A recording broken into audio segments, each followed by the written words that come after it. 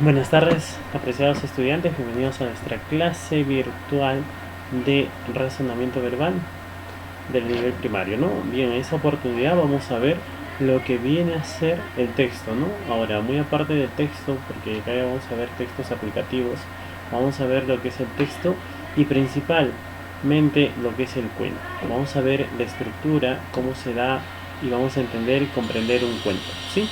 Para eso yo voy a hacer la lectura y ustedes ahí, por favor, tratan de también seguirme, ¿ya? Durante esto. Bien, vamos a continuar. ¿Sí? Vamos a continuar y vamos a empezar. Dice, el texto de razonamiento verbal dice, cierta vez se corrió la voz de que el diablo se retiraba de los negocios y vendía sus herramientas al mejor postor. En la noche de la venta estaban todas las herramientas dispuestas en forma que llamaran la atención, y por cierto eran un lote siniestro, odio, celos, envidia, malicia, engaño, además de todos los implementos del mal, pero un tanto apartado del resto. Había un instrumento de forma inofensiva, muy gastado, como si hubiese sido usado muchísimas veces y cuyo precio, sin embargo, era el más alto de todos. Alguien le preguntó al diablo, ¿cuál era el nombre de la herramienta? Desaliento, fue la respuesta. Porque su precio tan alto, le preguntaron. Porque ese instrumento, respondió el diablo, me es más útil que cualquier otro. Puedo entrar en la conciencia de un ser humano cuando todos los demás me fallan. Y una vez adentro, por medio de él, puedo hacer de esa persona lo que se me antoja. Está muy gastado porque lo uso casi con todo el mundo. Y como muy pocas personas saben que me pertenece, puedo abusar de él. El precio de desaliento es tan, pero tan alto que aún sigue siendo propiedad del diablo. Así que respondamos, ¿qué debemos entender a partir de esta lectura? ¿Qué debemos entender? Yo te voy a decir, ¿ya, Arturo? ¿Qué debemos hacer?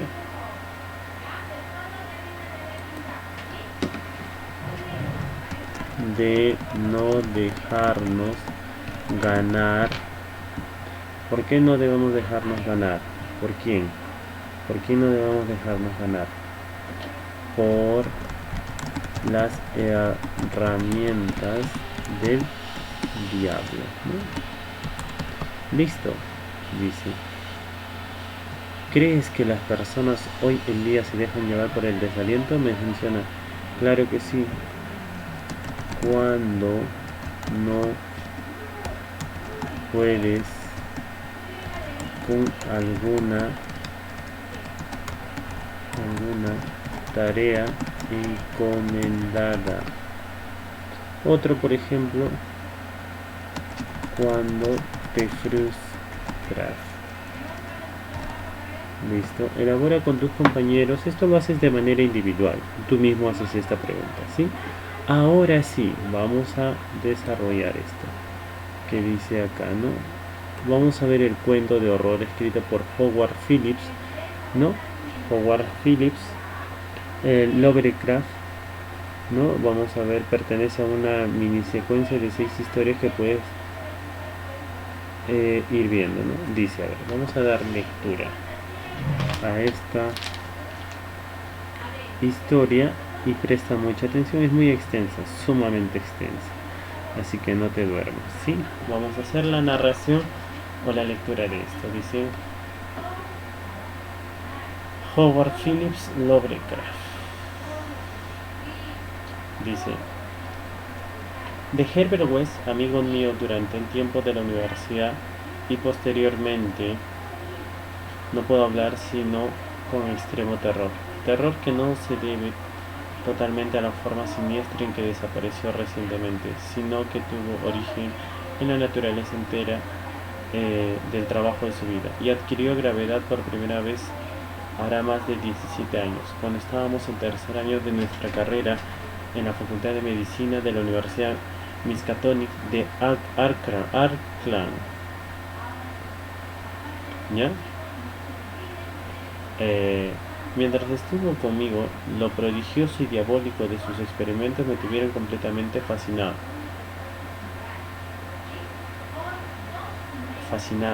y fui su más íntimo compañero. Ahora me ha desaparecido Ahora que ha desaparecido y se ha roto el hechizo, mi miedo es aún mayor. Los recuerdos y las posibilidades son siempre más terribles que la realidad. El primer incidente horrible durante nuestra amistad supuso la mayor impresión que yo había llevado hasta entonces, y me cuesta tenerlo que repetir. Ocurrió, como digo, cuando estábamos en la Facultad de Medicina, donde West se había hecho ya famoso con sus descabelladas teorías sobre la naturaleza de la muerte y la posibilidad de vencerla artificialmente. Sus opiniones, muy ridiculizadas por el profesorado y los compañeros, giraban en torno a la naturaleza esencialmente mecanicista de la vida, y se refería al modo de poder poner en funcionamiento la maquinaria orgánica del ser humano mediante una acción química calculada después de fallar los procesos naturales. Con el fin de experimentar diversas soluciones reanimadoras, había matado y sometido a tratamientos a numerosos conejos, cobayas, gatos, perros y monos, hasta convertirse en la persona supuestamente en la persona más enojosa de la facultad. Varias veces había logrado obtener signos de vida en animales supuestamente muertos, en muchos casos signos violentos de vida, pero pronto se dio cuenta de que la perfección, de ser efectivamente posible, comportaría necesariamente toda una vida dedicada a la investigación. Asimismo, vio claramente que, puesto que la misma solución no actuaba del mismo modo en diferentes especies orgánicas, necesitaba disponer de sujetos humanos si quería lograr nuevos y más especializados progresos. Y aquí es donde chocó con las autoridades universitarias y le fue retirado el permiso para efectuar experimentos, nada menos que por el propio decano de la Facultad de Medicina, el sabio y bondadoso doctor Alan Hales, cuya obra en pro de los enfermos es recordada por todos los vecinos antiguos de Arkland. Yo siempre me había mostrado excepcionalmente tolerante con los trabajos de West, y a menudo hablábamos de sus teorías, cuyas derivaciones y corolarios eran casi infinitos, sosteniendo con Haeckel que toda vida es un proceso químico y físico, y que la supuesta alma es un mito. Mi amigo creía que la reanimación artificial de los muertos podía depender solo del estado de los tejidos, y que, a menos que se hubiese iniciado una verdadera descomposición, todo cadáver totalmente dotado de órganos era susceptible de recibir mediante el adecuado tratamiento esa condición peculiar que se conoce como vida. West comprendía perfectamente que el más ligero deterioro de las células cerebrales ocasionada por un periodo letal incluso fugaz podía dañar la vida intelectual y psíquica. Al principio tenía esperanzas de encontrar un reactivo capaz de restituir la vitalidad antes de la verdadera aparición de la muerte, y solo los repetidos fracasos en animales le habían revelado que eran incompatibles los movimientos vitales naturales y los artificiales. Entonces se procuró ejemplares extremadamente frescos y les inyectó sus soluciones en la sangre, inmediatamente después de la extinción de la vida. Tal circunstancia volvió enormemente escépticos a los profesores, ya que entendieron que en ningún caso se había producido una verdadera muerte. No se pararon a considerar la cuestión detenida y razonablemente. Poco después de que el profesorado le prohibiese continuar sus trabajos, West me confió su decisión de conseguir ejemplares frescos de una manera o de otra, y de reanudar en secreto los experimentos que no podía realizar abiertamente. Era horrible oírle hablar sobre el miedo y la manera de conseguirlos. En la facultad nunca habíamos tenido que ocuparnos nosotros de llegar ejemplares para las prácticas de anatomía. Cada vez que mermaba el depósito, dos negros de la localidad se encargaban de subsanar este déficit sin que se les preguntase jamás su procedencia. West era para entonces joven, delgado y con gafas, de facciones delicadas, pelo amarillo, ojos azules pálido y voz suave, y era extraño oírle explicar cómo la fosa común era relativamente más interesante que el cementerio perteneciente a la Iglesia de Cristo, dado que casi todos los cuerpos de la Iglesia de Cristo estaban embalsamados, lo cual evidentemente hacía posibles las investigaciones de West. Por entonces era yo su ferviente y cautivador auxiliar lo ayudó en todas sus decisiones, no solo en las que se referían a la fuente de abastecimiento de cadáveres, sino también en las concernientes al lugar adecuado para nuestro repugnante trabajo. Fui yo quien pensó en la granja deshabitada de Chapman, al otro lado de Meadow Hill. Allí habitábamos una habitación de la planta baja para la sala de operaciones y otra para el laboratorio, dotándola de gruesas cortinas a fin de ocultar nuestras actividades nocturnas. El lugar estaba retirado de la carretera y no había casas a la vista. De todos modos había que extremar las preocupaciones, ya que el más leve rumor sobre extrañas luces que cualquier caminante nocturno hiciese correr podría resultar catastrófico para nuestra empresa. Si llegaban a descubrirnos, acordamos decir que se trataba de un laboratorio químico. Poco a poco equipamos nuestra siniestra guarida científica con materiales comprados en Boston o sacados a escondidas de la facultad, materiales cuidadosamente camuflados a fin de hacerlos irreconocibles, salvo para ojos expertos, y no proveníamos de palas y picos para los numerosos enterramientos que tendríamos que efectuar en el sótano. En la facultad había un incinerador, pero un aparato de ese género era demasiado costoso para un laboratorio clandestino como el nuestro. Los cuerpos eran siempre un engorro. Incluso los minúsculos cadáveres de cobaya de los experimentos secretos de Webb realizaba en su habitación de la pensión donde vivía. Seguíamos las noticias necrológicas locales como vampiros, ya que nuestro ejemplar requería condiciones determinadas. Lo que queríamos eran cadáveres enterrados poco después de morir y sin preservación artificial alguna, preferiblemente exento de malformaciones morbosas. Y desde luego, con todos los órganos, nuestras mayores esperanzas estaban en las víctimas de accidentes. Durante varias semanas no tuvimos noticias de ningún caso apropiado, aunque hablábamos con las autoridades del depósito y del hospital, fingiendo representar los intereses de la facultad, si bien con no demasiada frecuencia en todos los casos, de manera que quizá necesitáramos quedarnos en Auckland durante las ocasiones en que solo se impartían las limitadas clases de los cursos de verano. Al final nos sonrió la suerte, pues un día nos enteramos de que iban a enterrar en la fosa común un caso casi ideal. Un obrero joven informó que se había ahogado el día anterior en Summer Pond, al que habían enterrado sin dilaciones ni embalsamientos por cuenta de la ciudad. Esa tarde localizamos la nueva sepultura y decidimos empezar a trabajar poco después de la medianoche. Fue una labor repugnante la que acometimos en la oscuridad de las primeras horas de la madrugada, aun cuando en aquella época no teníamos ese horror especial a los cementerios que nuestras experiencias posteriores nos despertó. Llevamos palas y lámparas de petróleo porque, si bien ya había linternas eléctricas, entonces no era tan satisfactorio como esos aparatos de tungsteno de hoy día. El trabajo de exhumación fue lento y sórdido.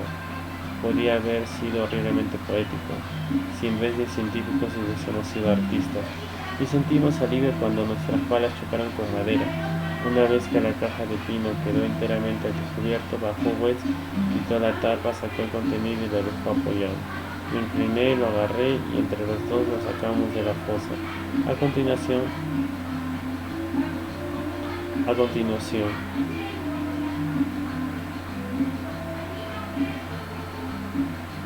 trabajamos denodadamente para dejar el lugar como antes. La empresa nos había puesto algo nerviosos, sobre todo el cuerpo tieso y la cara inexpresiva de nuestro primer trofeo, pero nos la arreglamos para borrar todas las huellas de nuestra visita. Cuando quedó aplanada la última paletada de tierra, metimos el ejemplar en un saco de lienzo y emprendimos el regreso hacia la granja del viejo Chapman, al otro lado de Meadow Hill. En una improvisada mesa de disección instalada en la vieja granja, a la luz de una potente lámpara de acetileno, el ejemplar no ofrecía un aspecto demasiado espectral.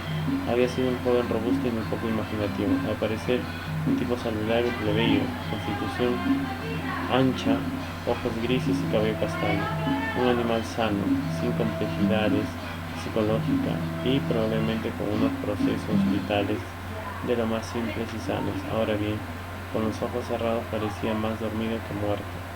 Sin embargo, la prueba experta de mi amigo disipó enseguida toda la duda al respecto. Al fin teníamos lo que West siempre había deseado: un muerto verdaderamente ideal, apto para la solución que habíamos preparado con minuciosos cálculos y teoría, a fin de utilizar en el organismo humano. Nuestra tensión era enorme, sabíamos que las posibilidades de lograr un éxito completo eran remotas, y no podíamos reprimir un miedo horrible a las grotescas consecuencias de una posible animación parcial. Nos sentíamos especialmente aprensivos en lo que se refiere a la mente y a los impulsos de la criatura, ya que podía haber sufrido un deterioro en las delicadas células cerebrales con posterioridad a la muerte. Por lo que a mí respecta, aún conserva una curiosa noción tradicional del alma humana, y sentía cierto temor ante los secretos que podía revelar a alguien que regresaba del reino de los muertos. Me preguntaba qué visiones podía haber presenciado, qué visiones había presenciado este plácido joven, si volvía plenamente a la vida.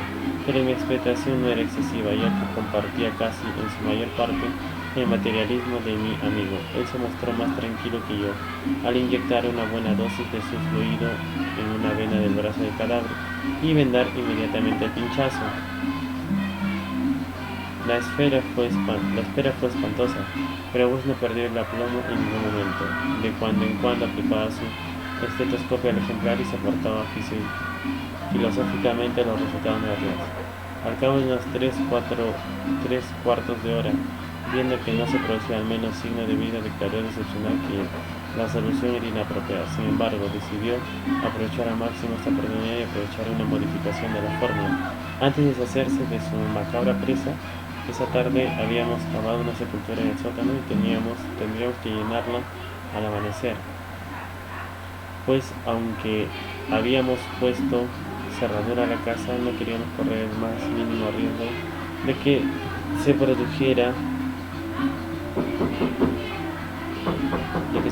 un desagradable descubrimiento. Además, el cuerpo no estaría ni medianamente fresco a la noche siguiente, de modo que trasladamos la solitaria lámpara de acetileno al laboratorio cotidiano, dejando a nuestro mudo huésped a oscuras sobre la losa, y nos pusimos a trabajar en la preparación de una nueva solución. Tras comprobar el peso y las mediciones casi con fanático cuidado, el espantoso suceso fue repentino y totalmente inesperado. Yo estaba vertiendo algo en un tubo de ensayo a otro, y West se encontraba ocupado con la lámpara de alcohol que hacía las veces de mechero Bunsen en ese edificio sin instalación de gas, cuando de la habitación que habíamos dejado a oscuras brotó la más horrenda y demoníaca sucesión de gritos jamás oída por ninguno de los dos. No habíamos sido más espantoso el caos de alaridos si el abismo se hubiese abierto para liberar la angustia de los condenados, ya que en aquella cacofonía inconcebible se concentraba el supremo terror y desesperación de la naturaleza animal. No podían ser humanos, un hombre no es capaz de proferir gritos así. Y sin pensar en el trabajo que estábamos realizando ni en la posibilidad de que lo descubrieran, saltamos los dos por la ventana más próxima como animales despavoridos, derribando tubos, lámparas y matraces, y huyendo adecuadamente a la estrellada negrura de la noche rural. Creo que gritamos mientras corríamos frenéticamente hacia la ciudad, aunque al llegar a las afueras adoptamos una actitud más contenida, lo suficiente como para pasar por un par de juerguistas trasnochadores que regresaban a casa después de una francachela. No nos separamos, sino que nos refugiamos en la habitación de West, y allí estuvimos hablando con la luz de gas encendida hasta que amaneció. A esa hora nos habíamos serenado un poco, discurriendo teorías plausibles y sugiriendo ideas prácticas para nuestra investigación, de forma que pudimos dormir todo el día, en lugar de asistir a clases. Pero esa tarde aparecieron dos artículos de periódico, sin relación alguna entre sí, que nos quitaron el sueño. La vieja casa desalcada de Chapman había ardido inexplicablemente, quedando reducida a un uniforme montón de cenizas. Eso lo entendíamos, ya que habíamos volcado la lámpara. El otro informaba que habían intentado abrir la reciente sepultura de la fosa común, comulgando en la tierra vanamente y sin herramientas. Esto nos resultaba incomprensible, ya que habíamos aplanado muy cuidadosamente la tierra húmeda, y durante 17 años Wells anduvo mirando por encima del hombro y quejándose de que le parecía oír pasos detrás de él. Ahora ha desaparecido. Bueno, ese es el cuento de Frankenstein, ¿no? ¿Han escuchado? Bueno, sobre eso nos habla, ¿no? Bien, vayamos. ¿Quién nos cuenta la historia? ¿Qué papel cumple en ella? El amigo de Wells. ¿En qué consistía el trabajo de Herbert Wells? De reanimar un cuerpo inerte.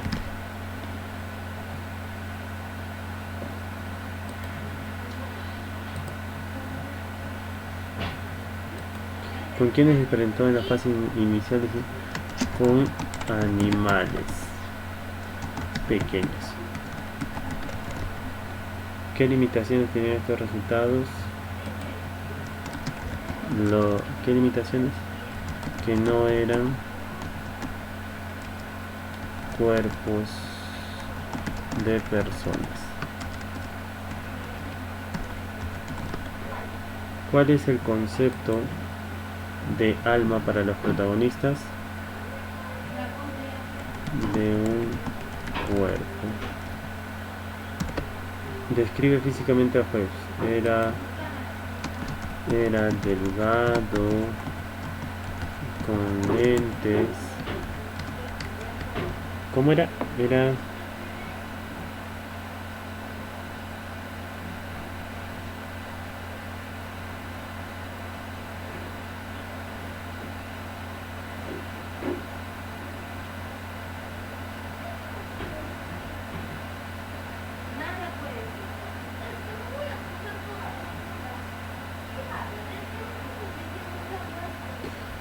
Era delgado,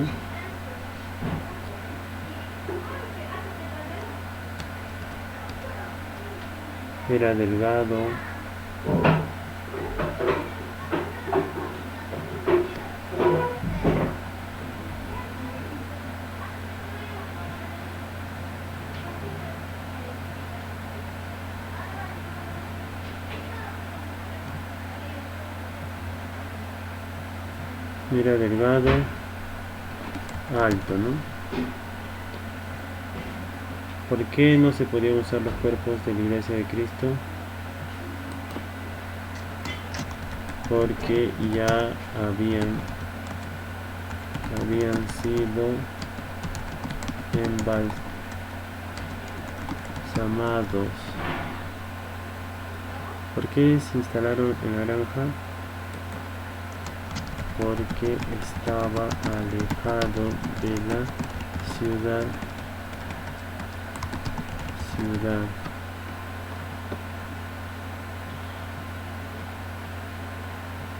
¿Qué condiciones deben tener los cadáveres para ser dignos?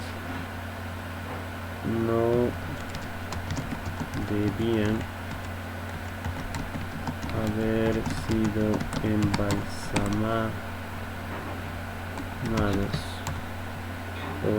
Con el primer cadáver que resultó inicial se obtuvo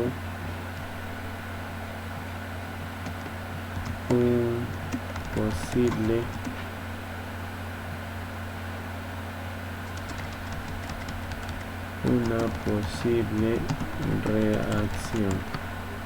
¿Qué ocurre cuando Wes y sus amigos estaban en el laboratorio contiguo? Escucharon alaridos. ¿Cómo era la personalidad de Herbert Wells?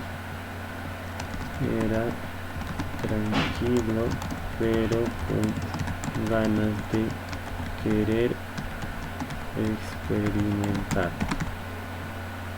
Pese a la prohibición del profesor, ¿cómo pudo realizar sus experimentos? Con la ayuda de su amiga. Cuando alguien muere puede ser enterrado en la iglesia de Cristo con la fosa de... ¿A qué se debe esto? Al tipo de fallecimiento.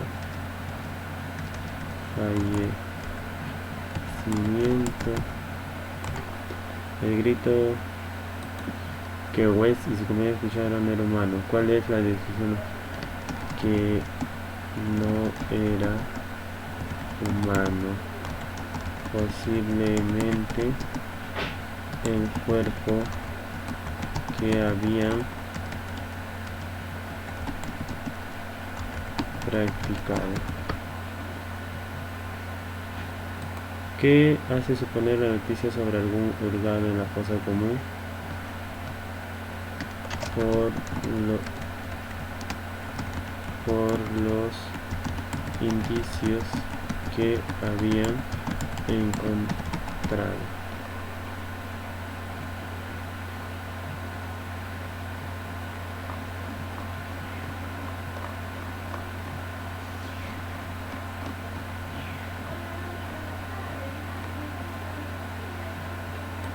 Señala que luego de 17 años West ha desaparecido y siempre mirar atrás. ¿Cómo se podría relacionar esto? Que sentía que alguien lo perseguía. Los estudiantes de medicina utilizaban cadáveres en sus estudios de investigación. Personas creen que esto es una falta de respeto al rato. ¿Qué opinas? Bueno, acá ya es la opinión de cada uno de ustedes, ¿sí? Reducción de la muerte hoy en día sí. Esto también, y no se olviden, jóvenes, de aprenderse esto y hacer esta tareita, ¿ya? Hacerlo y ya está. Bien, eso sería todo. Bueno, es la historia de Frankenstein, ¿no? Cómo se da y los doctores que de pronto lo hacen y... Bueno, hay varias versiones de estos cuentos, ¿no? Es simplemente un cuento, nada más, ¿sí? Bueno, jóvenes, esto es un texto y así se tiene que leer y entender, ¿sí? Bueno, nos vemos y la siguiente trabajaremos otro texto más, ¿sí? No se olviden, cuídense, un abrazo, chao.